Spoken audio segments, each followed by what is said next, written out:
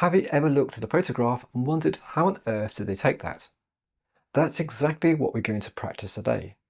Now, instead of simply testing whether you know shutter speed, aperture, or ISO, this challenge is about working backwards like a real photographer. Your challenge is to work out what the camera settings the photographer probably used to create the result. So think of it as reverse engineering. Did they use a fast shutter speed to freeze the action, or perhaps a slow one to create motion blur? Did they choose a wide aperture to blur the background, or a narrow aperture to keep everything sharp? So I'm going to give you 10 seconds to think about each answer before I reveal the settings and explain the thought process behind them.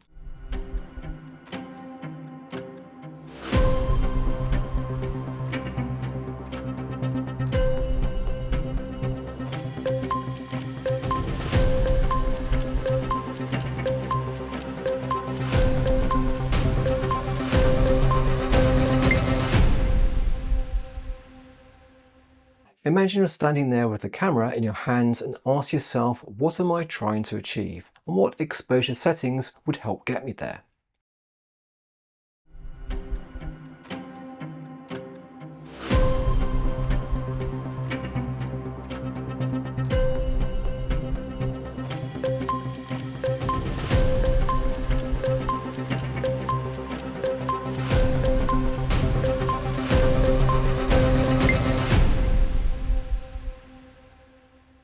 Sometimes there may be more than one possible answer, but one combination of settings will usually make the most sense for the image that you're looking at.